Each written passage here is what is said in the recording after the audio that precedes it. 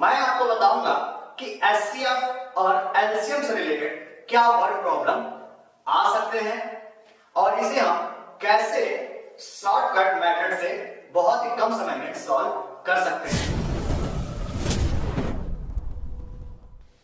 जय हिंद मेरे प्यारे भाई और बहनों, स्वागत है आपका आपके YouTube channel study with Kesari में।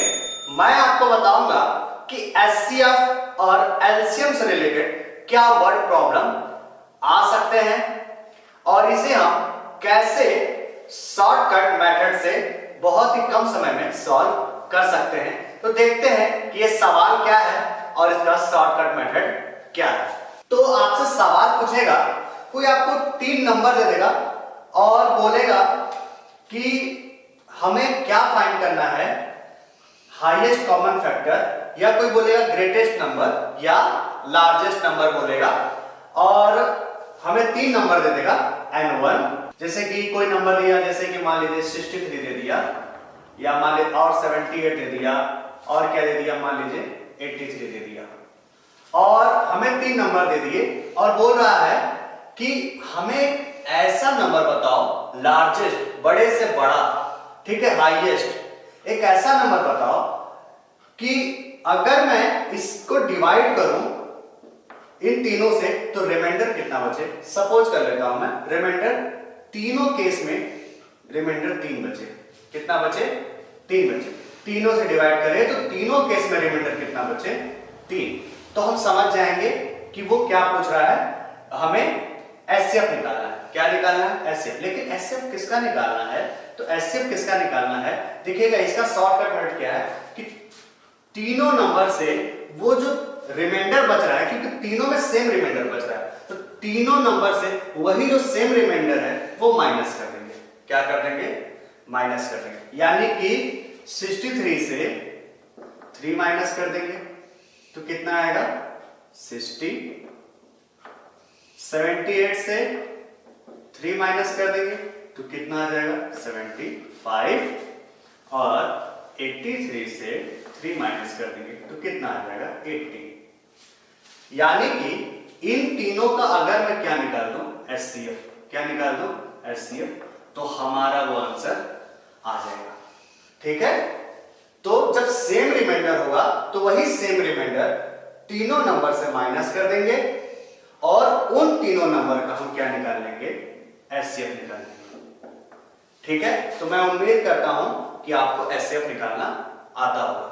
ठीक है, तो देखिएगा दूसरे टाइप का कैसा सवाल पूछ सकता है। इस बार भी वही पूछेगा, 3 नंबर आपको दे देगा और वो लार्जेस्ट नंबर पूछेगा, जिससे उन तीनों नंबर को डिवाइड करने पर, ठीक है,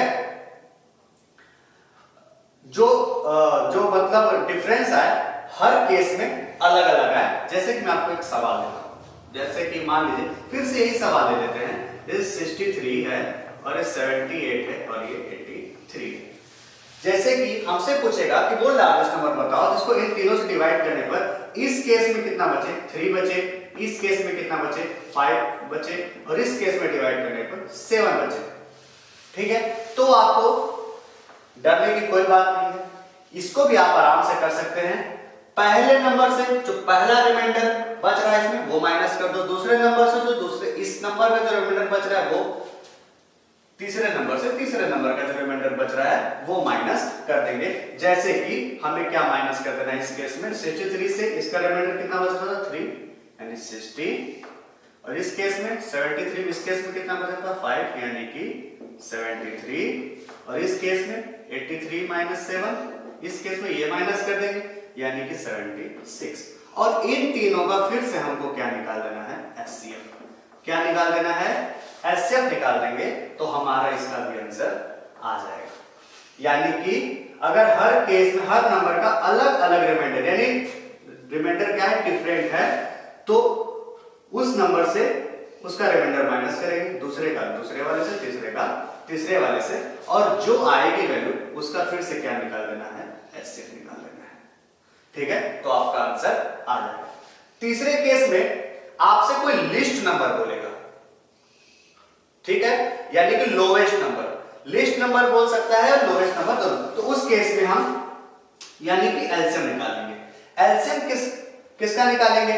वो जो 3 नंबर देगा। जैसे कि मान लीजिए फिर से ये सवाल ले लेते हैं, जैसे 63, 78 और 83, और इन तीनों केस में भी रिमाइंडर क्या बच रहा है? सेम। जैसे कि मैं मान लेता हूं रिमाइंडर क्या बच रहा है, यहां पर रिमाइंडर जो बच रहा है वो मैं मान लेता हूं 3। कितना बच रहा है? 3। तो इस केस में क्या करना है कि इन तीनों नंबर का हमको क्या निकाल लेना है? एलसीएम। क्या निकाल लेना है? एलसीएम। इन तीनों नंबर का हमको क्या निकाल लेना है? एलसीएम। और फिर एलसीएम में ये जो जब इसका एलसीएम जो निकाल लेंगे उस एलसीएम में कितना प्लस कर देंगे? जो उसका रिमाइंडर, यानी कि यहां पर रिमाइंडर कितना था? 3 था, तो कितना प्लस कर देंगे? 3। यानी कि उन तीनों नंबर का हम एलसीएम निकालेंगे। उस एलसीएम में जो तीनों केस में सेम रिमाइंडर है वो उस रिमाइंडर को प्लस कर देंगे। तो इस तरह से आपका आंसर आ जाएगा। चौथा केस क्या है? चौथे केस में भी आपसे लिस्ट नंबर पूछेगा, लोवेस्ट नंबर पूछेगा, यानी कि फिर से हमको एलसीएम भी निकालना है, लेकिन इस बार सेम रिमाइंडर ना होके क्या है? डिफरेंट रिमाइंडर है। ठीक है, यानी कि पहले में रिमाइंडर मान लेते हैं कि R1, दूसरे में रिमाइंडर R2 और तीसरे नंबर में रिमाइंडर कितना बच रहा है? R3।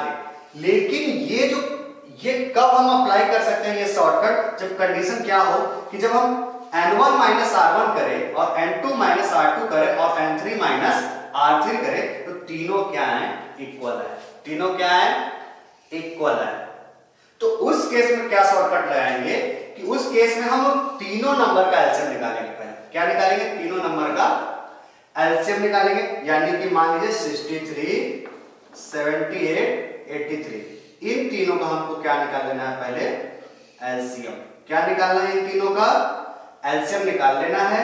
फिर उसके बाद एलसीएम जो भी आएगा उसको माइनस कर देना है, जो उसमें जो सबसे छोटी वैल्यू है, उसमें जो सबसे छोटी वैल्यू यानी कि n1 जो है उसको माइनस कर देंगे। ठीक है, R1 से n1 को माइनस कर देंगे R1 से, और हमारा आंसर आ जाएगा। हमारा आंसर आ जाएगा। ठीक है, तो आप इस मेथड का यूज करके आप ये 4 तरह के सवाल कर सकते हैं। इसी तरह के 10th के महा शॉर्टकट के लिए स्टडी विद केसरी के साथ बने रहिए। तब तक के लिए जय हिंद, जय भारत।